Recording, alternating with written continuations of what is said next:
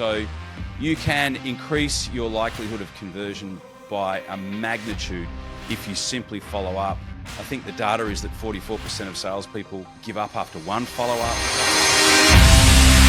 Welcome to the Master Dealmakers Secrets podcast. And now, here's sales growth strategist, John Blake. Welcome to Master Dealmakers Secrets. I'm John Blake. This is episode 228. And today we're going to talk about the sales detox. 5 things to stop doing immediately if you want to start making more sales. A number of these things I have not spoken about before, but as I look at them, I think, well, geez, I actually probably should have, because they're things that I see all the time with the clients that I work with. And so I'm sure today will be a lot of help in enabling you to convert more of your discovery calls into paying clients. But before we do that, if you have got a bunch of leads that you've spoken to that haven't bought yet, I've got a resource for you. It is at johnblakeaudio.com. Go grab it, put it into practice. It includes a 15-minute audio that walks you through the exact follow-up system that I install in the clients' businesses that I work with, as well as a PDF guide that has the exact word-for-word scripts, exactly what to say when you are talking to somebody who hasn't bought yet, and exactly what to write in your emails, and most importantly, when to write the emails and when to make the calls over a 90-day period. If you put this into practice, I've seen it work brilliantly over and over again. In fact, yesterday, I had a client say to me, I had a lady that had been waiting on 6 different people to convert that she had made an offer to. And she said to me that these were her exact words that she said to my client. She said, I didn't even change anything in the script. I just used it exactly the way that it was written. And she converted 6 people that had been made an offer that hadn't bought yet. So that's a pretty good testimonial. So it's at johnblakeaudio.com. Go grab it, put it into practice. Let me know how you go. Okay, the sales detox. 5 things to stop doing immediately if you want to start making more sales, doing more business. The first one is talking about your product within the first 10 minutes of a discovery call. If you catch yourself saying things like, what we do is, and well, what our product does within the first 10 minutes, you are at a massive disadvantage. Please stop doing it. Ask questions. Find out about what's going on in your client's world. If you've been listening to me long enough, you will know that that is a big part of what we need to do in order to create engagement, in order to have a deeper level conversation so that the person is more engaged to buy from you. So please stop doing that. If you are talking about your product or what we do is within the first 10 minutes, please stop doing that. Ask more discovery questions, go deeper before you even think about making a recommendation. Second one, you need to use multiple media and multiple tries to connect with new leads. So the most up-to-date data that I've got on this is that you have to, the golden standard in terms of a new lead inquiry is call 3 times, attempt to call them 3 times in the first 2 hours.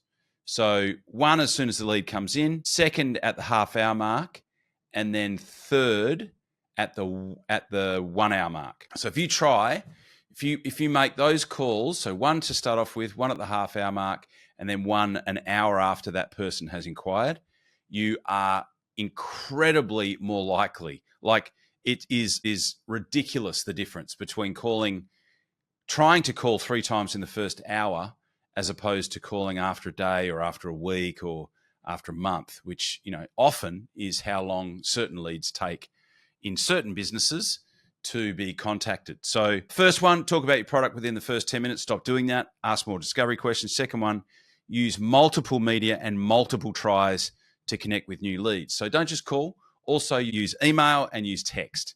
Best chance is within usually the first 2 or 3 hours of connecting with a new inquiry, if they don't pick up straight away. The third one, using client repellent language like "to be honest" or "I'm just following up" or "proposal." It is psychophobic language. I have a PDF It is called the Dirty Dozen. Not only does this particular PDF show you exactly what the top 12 things to stop using in your sales conversations are, it also shows you exactly what to replace those 12 words and those 12 phrases with. If you would like a copy of that, email me, john@john-blake.com.au. If you're driving, you can't remember that email address, just do a Google search for John Blake Sales, send me an inquiry, and I will email it to you straight away. The Dirty Dozen, it will help. So the first one, talking about your product within the first 10 minutes, stop doing that. Second one, use multiple media and multiple tries to connect with new leads, especially within the first 1 or 2 hours. Third one, stop using client repellent language, like, to be honest, I'm just following up and proposal. The fourth one, and this is kind of psychophobic language, but it's not really. I've given it its own category. Stop asking questions like, so what keeps you up at night?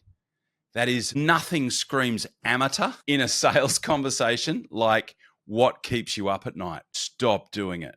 There are way more elegant ways that you can find out what the core motivator behind somebody's inquiry is. So without going into it in too much detail, the reason that I would suggest to you stop using what keeps you up at night is because there are certain people that will have problems, probably a large percentage of people that will have problems that sleep like a baby at night.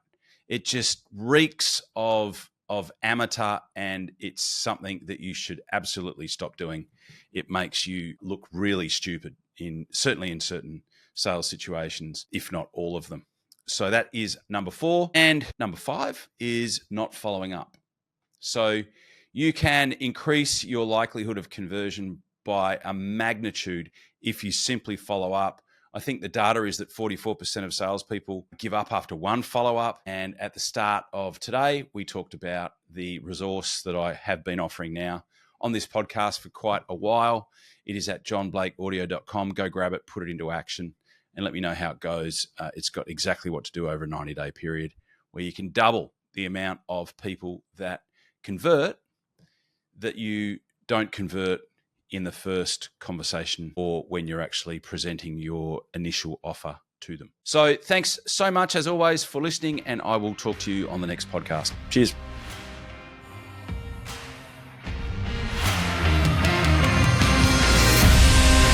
You've been listening to Master Dealmaker Secrets with John Blake.